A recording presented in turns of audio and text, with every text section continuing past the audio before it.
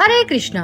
अजय एकादशी को शास्त्रों में महान पुण्यदायिनी तिथि कहा गया है। इस तिथि को व्रत करने का स्मरण, व्रत और कथा श्रवण करने मात्र से ही मनुष्य के जन्म जन्मांतर के पाप नष्ट हो जाते हैं और उसे विष्णु धाम की प्राप्ति होती है। पद्म पुराण में इस व्रत का विशेष महत्व बताया गया है। इसमें कहा गया है कि जैसे गंगा स्नान से सभी पाप धुल जाते हैं, वैसे ही अजा एकादशी का व्रत करने से आत्मा निर्मल और पवित्र हो जाती है। इस तिथि को उपवास, हरि स्मरण, भजन और कथा श्रवण करने से जीवन में सुख, समृद्धि, धर्म और मोक्ष का द्वार खुलता है। प्रिय भक्तों, आज हम आपको इसी पावन अजा एकादशी की दिव्य कथा सुनाने जा रहे हैं, जिसका श्रवण करने से न केवल पुण्य की प्राप्ति होती है, बल्कि भगवान विष्णु की कृपा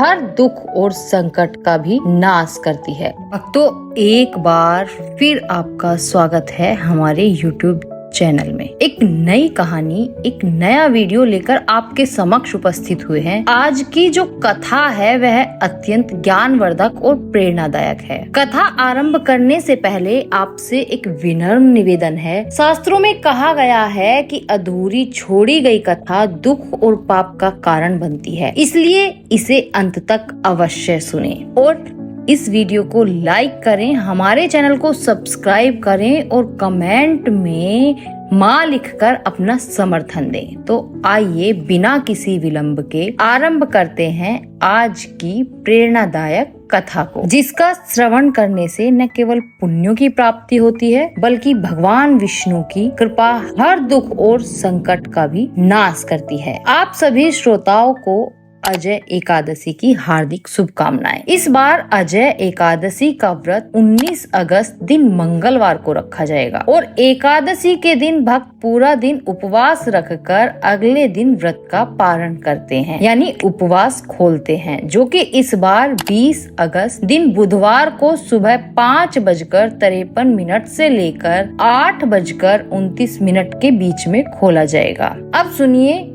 अजय एकादशी की कथा और उसके बाद हम सभी अपने पापों से मुक्ति पाने के लिए पाप नाशन स्रोत का भी पाठ करेंगे। अजय एकादशी का महात्म्य भगवान श्री कृष्ण ने धर्मराज युधिष्ठिर को बताया था। एक बार धर्मराज युधिष्ठिर कहने लगे कि हे भगवान, हे पुंडरीकाक्ष, मैंने श्रवण शुक्ल एकादशी अर्थात पुत्रदा एकादशी का सविस्तार वर्णन आपके श्रीमुख से सुना। अब आप कृपा करके मुझे भाद्रपद महा के कृष्ण पक्ष की एकादशी के विषय में बतलाइए। इस एकादशी का क्या नाम है और इसके व्रत का क्या विधान है? प्रभु, इसका व्रत करने से किस फल की प्राप्ति होती है? तब भगवान श्री कृष्ण ने कहा, हे युधिष्ठिर, भाद्रपद महा के कृष्ण पक्ष की एकादशी को अजय एकादशी कहते हैं। इसका व्रत करने से सभी पाप नष्ट हो जाते हैं। इंद्रलोक और परलोक में मदद करने वाली इस एकादशी व्रत के समान संसार में दूसरा कोई व्रत नहीं है। हे युधिष्ठिर, इस एकादशी से संबंधित जो कथा प्रचलित है, अब मैं उसे तुम्हें सुनाता हूँ। श्रद्धा पूर्वक श्रवण करो। बहुत समय पहले एक दानी और सत्यवादी राजा हरिश्चंद्र हुए। राजा हरिश्चंद्र इतने प्रसिद्ध सत्यवादी और धर्मात्मा थे कि उनकी कीर्ति से देवताओं के राजा इंद्र को भी ईर्ष्या होने लगी। तब देवराज इंद्र ने महर्षि विश्वामित्र को राजा हरिश्चंद्र की परीक्षा लेने के लिए उकसाया। इंद्र के कहने से महर्षि विश्वामित्र जी ने राजा हरिश्चंद्र को योग बल से ऐसा स्वप्न दिखलाया कि राजा स्वप्न में ऋषि को सब राज्य दान कर रहे हैं। दूसरे दिन महर्षि विश्वामित्र अयोध्या आए और अपना राज्य मांगने लगे। सपन में किए गए दान को भी राजा ने स्वीकार कर लिया और विश्वामित्र जी को सारा राज्यपाट दे दिया। अब अयोध्या से जब राजा हरिश्चंद्र चलने लगे तब मुनि विश्वामित्र जी ने कहा कि राजन, जब तप दान आदि बिना दक्षिणा दिए सफल नहीं होते। राजपाट तो तुम पहले ही सौंप चुके हो, अब दक्षिणा कैसे दोगे? तब महाराज हरिश्चंद्र ने महर्षि विश्वामित्र से दक्षिणा लेने के लिए 1 माह का समय लिया और वे काशी आ गए। काशी में आकर उन्होंने पहले अपनी पत्नी रानी सेवैया को एक ब्राह्मण के हाथ बेच दिया। राजकुमार रोहिता छोटा बालक था।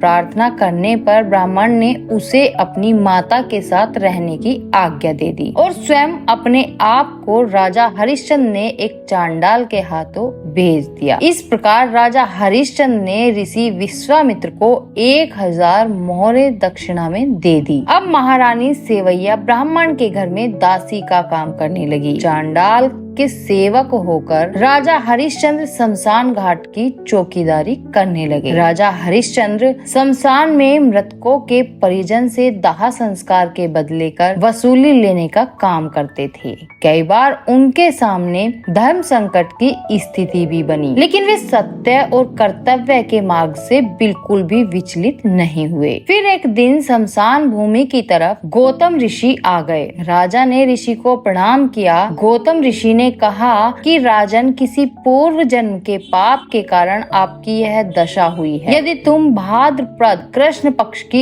एकादशी का व्रत करो और अजय एकादशी व्रत की कथा सुनो तो तुम्हारा इस स्थिति से उद्धार हो जाएगा। राजा ने ऋषि की बात मानी और अजय एकादशी का व्रत करने लगे। एक दिन राजकुमार और हितराष्ट्र ब्राह्मण की पूजा के लिए फूल चुन रहा था कि उसे एक सांप ने डस लिया। सांप का विष झटपट राजकुमार के शरीर में फैल गया और राजकुमार रोहिताश धरती पर गिर पड़ा। उसकी माता महारानी सेवैया को अब न कोई धीरज बांधने वाला था और न ही उनके पुत्र की देह को शमशान पहुंचाने वाला था। तब रानी सेवैया रोती बिलखती पुत्र के शव को लेकर शमशान में पहुंची तो पुत्र के शव को देखकर राजा हरिश्चंद्र का कलेजा भर आया, क्योंकि उस समय राजा शमशान घाट में मृतों के शवों का दाह संस्कार करने का काम किया करते थे। इसलिए अपनी पत्नी से अपने पुत्र की मृत्यु का सारा वृतांत सुनकर राजा हरिश्चंद्र ने कहा कि रानी, इस समय मैं अपने कर्तव्य में बंधा हुआ हूँ। जो भी यहाँ दाह संस्कार के लिए आता है उसे कर के रूप में कुछ न कुछ देना ही पड़ता है। अब रानी के पास तो देने के लिए कुछ भी नहीं था। राजा हरिश्चंद्र को बड़ा दुख हुआ, किंतु वे अपने धर्म पर स्थिर बने रहे। दोनों ही इस दुख की घड़ी में भगवान को याद कर रहे थे। जब राजा हरिश्चंद्र ने अपनी पत्नी को दाह संस्कार नहीं करने दिया तब रानी ने अपनी आधी साड़ी चीर कर राजा हरिश्चंद्र को कर के रूप में दे दी। भगवान भी यह सब कुछ देख रहे थे। तब राजा हरिश्चंद्र की कर्तव्य परायणता को देखते हुए भगवान नारायण, देवराज इंद्र, धर्मराज आदि देवता और महर्षि विश्वामित्र प्रकट हो गए। उन्होंने उनके मृत पुत्र को फिर से जीवित कर दिया और राजा हरिश्चंद्र को उनका खोया हुआ राज्यपाट भी वापस लौटा दिया। तो इस प्रकार अजय एकादशी व्रत के पुण्य प्रभाव से राजा हरिश्चंद्र के समस्त दुखों का निवारण हो गया। सत्य के प्रभाव से राजा हरिश्चंद्र महारानी सेवैया के साथ भगवान के धाम में चले गए। महर्षि विश्वामित्र ने राजकुमार रोहितांश को अयोध्या का राजा बना दिया। भगवान श्री कृष्ण कहते हैं, हे राजन, यह सब अजय एकादशी के प्रभाव से ही हुआ। इसलिए जो मनुष्य यत्न के साथ विधि पूर्वक इस व्रत को करते हुए रात्रि जागरण करते हैं, उनके समस्त पाप नष्ट होकर अंत में वे स्वर्ग लोक को प्राप्त होते हैं। प्रिय भक्तों, आपने अभी अजय एकादशी की पावन व्रत कथा का श्रवण किया। जिस प्रकार इस व्रत के प्रभाव से राजा हरिश्चंद्र ने अपना खोया हुआ राज्य, पत्नी और पुत्र पुनः प्राप्त किया और उनके सारे दुख दूर हुए, उसी प्रकार जो भी भक्त श्रद्धा और नियम पूर्वक इस व्रत का पालन करते हैं, उनके जीवन से पाप संकट और दुखों का नाश हो जाता है और सुख समृद्धि मोक्ष का मार्ग प्रशस्त होता है। शास्त्रों में कहा गया है, अजय एकादशी का व्रत करने से मनुष्य को गंगा स्नान, दान और यज्ञ के समान फल मिलता है। इसलिए प्रत्येक साधक को इस दिन भगवान विष्णु का ध्यान, उपवास और कथा श्रवण अवश्य करना चाहिए। अंत में हम यही प्रार्थना करते हैं कि भगवान श्री हरि विष्णु की कृपा से आपके जीवन में भक्ति, ऐश्वर्य और कल्याण का वास हो। अब सभी सुनिए पाप नाशन स्रोत का हिंदी अनुवाद। श्री वेद व्यास जी द्वारा रचित 18 पुराणों में से एक अग्नि पुराण में अग्नि देव द्वारा महर्षि वशिष्ठ को दिए गए विभिन्न उपदेश हैं। इसी के अंतर्गत इस पाप नाशन स्रोत के बारे में महात्मा पुष्कर कहते हैं कि मनुष्य चित्त की मलिनता, चोरी, हत्या, पर स्त्री गमन आदि अलग अलग पाप करता है, पर जब चित्त कुछ और शुद्ध होता है तब उसे इन पापों से मुक्ति की इच्छा होती है। उस समय भगवान नारायण की दिव्य स्तुति करने से समस्त पापों का प्रायश्चित पूर्ण होता है। इसलिए इस दिव्य स्रोत का नाम समस्त पाप नाशन स्रोत है। महात्मा पुष्कर ने कहा, सर्वव्यापी श्री विष्णु को सदा नमस्कार है, श्री हरि विष्णु को नमस्कार है। मैं अपने चित्त में स्थित सर्वव्यापी अहंकार शून्य श्री हरि को नमस्कार करता हूँ। मैं अपने मानस में विराजमान अव्यक्त, अनंत और अपराजित परमेश्वर को नमस्कार करता हूँ। सबके पूजनीय, जन्म और मरण से रहित प्रभावशाली श्री विष्णु को नमस्कार है। श्री विष्णु मेरे चित्त में निवास करते हैं। श्री विष्णु मेरी बुद्धि में विराजमान हैं। श्री विष्णु मुझ में भी स्थित हैं। वे श्री विष्णु ही चराचर प्राणियों के कर्मों के रूप में स्थित हैं। उनके चिंतन से मेरे पाप का विनाश हो। जो ध्यान करने पर पापों का हरण करते हैं और भावना करने से सपन में दर्शन देते हैं। इंद्र के अनुज शरणागतों का दुख दूर करने वाले उन पाप पहाड़ी श्री विष्णु को मैं नमस्कार करता हूँ। मैं इस निराधार जगत में अज्ञान अंधकार में डूबते हुए को हाथ का सहारा देने वाले परमात्मा स्वरूप श्री विष्णु के सम्मुख नतमस्तक होता हूँ। सर्वेश्वर प्रभु कमल नयन परमात्मा हे ऋषिकेश आपको नमस्कार है। इंद्रियों के स्वामी श्री विष्णु आपको नमस्कार है। नरसिंह अनंत स्वरूप गोविंद समस्त भूत प्राणियों की सृष्टि करने वाले केशव, मेरे द्वारा जो दुर्वचन कहा गया हो अथवा पाप पूर्ण चिंतन किया गया हो, मेरे उस पाप का प्रशमन कीजिए। आपको नमस्कार है। केशव, अपने मन के वश में होकर मैंने जो ना करने योग्य अत्यंत उग्र पाप पूर्ण चिंतन किया है उसे शांत कीजिए। परमार्थ परायण ब्राह्मण प्रिय गोविंद, अपनी मर्यादा से कभी चित्त न होने वाले जगन्नाथ, जगत का भरण पोषण करने वाले देवेश्वर, मेरे पाप का विनाश कीजिए। मैंने मध्याह्न, अपराह्न, सायकाल और रात्रि के समय जानते हुए अथवा अनजाने शरीर, मन एवं वाणी के द्वारा जो पाप किया हो, पुंडरीका, ऋषिकेश, माधव, आपके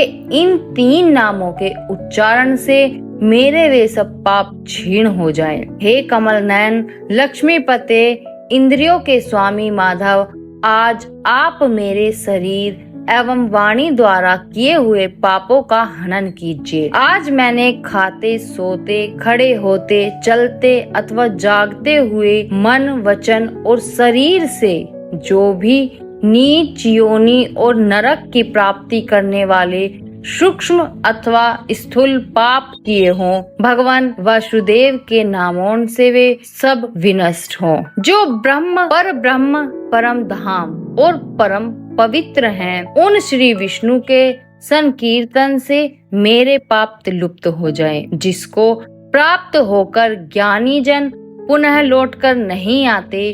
जो गंध, स्पर्श आदि तन मात्राओं से रहित हैं, श्री विष्णु का वह परम पद मेरे संपूर्ण पापों का समन करें। जो मनुष्य पापों का विनाश करने वाले इस स्रोत का पठन अथवा श्रवण करता है, वह शरीर, मन और वाणी जनित समस्त पापों से मुक्त हो जाता है और समस्त पाप ग्रहों से मुक्त होकर श्री विष्णु के परम पद को प्राप्त होता है। इसलिए किसी भी पाप के हो जाने पर इस स्रोत का जप करें। यह स्रोत पाप समूह के प्रायश्चित के समान है। कृक्ष आदि व्रत करने वालों के लिए भी यह श्रेष्ठ है। स्रोत जप और व्रत रूप प्रायश्चित से संपूर्ण पाप नष्ट हो जाते हैं। इसलिए भोग और मोक्ष की सिद्धि के लिए इनका अनुष्ठान करना चाहिए। यह था पाप नाशन स्रोत का हिंदी अनुवाद। अब सुनिए एकादशी व्रत को पूर्ण करने वाली तुलसी माता की कथा। एक बार एक बूढ़ी माई थी जो नियमित 11 माता का यानी एकादशी का उपवास रखा करती थी और तुलसी के पौधे की सेवा किया करती थी। तुलसी के पौधे को सींचा करती थी। वे सुबह को बिना तुलसी के पौधे की पूजा किए अन्न या जल तक ग्रहण नहीं करती थी। जब वह बूढ़ी माई तुलसी के पौधे को सींचती तो तुलसी माता से कहती, हे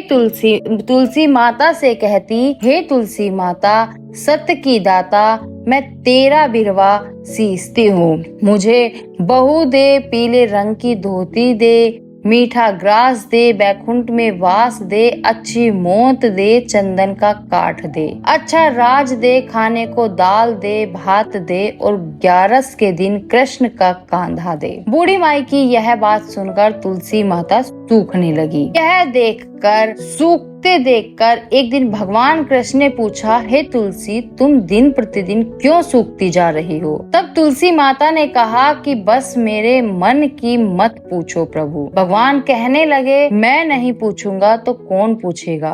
तब तुलसी माता कहती हैं कि हे प्रभु, एक बूढ़ी माई आती है और अपनी बात कहकर चली जाती है। मैं उनकी सारी बातें तो पूरी कर दूंगी, लेकिन कृष्ण का कांधा कहाँ से लाऊंगी? तब भगवान श्री कृष्ण बोले कि वह बूढ़ी माई मरेगी तो मैं अपने आप ही कांधा देने आ जाऊंगा। तुम बूढ़ी माई से यह बात कह देना। और इसके कुछ समय बाद वह बूढ़ी माई मर गई। बूढ़ी माई के मरने पर सारा गांव इकट्ठा हो गया और उनका अंतिम समय आने पर जब उन्हें उठाने लगे तब तो वह बहुत भारी हो गई, जिससे वो किसी से उठाए न उठ सकी। सभी कहने लगे, यह तो बहुत धर्मात्मा थी, बहुत संस्कारी थी, खूब पूजा पाठ करती थी, कोई पाप तक इन्होंने नहीं किया, फिर यह इतनी भारी कैसे हो गई?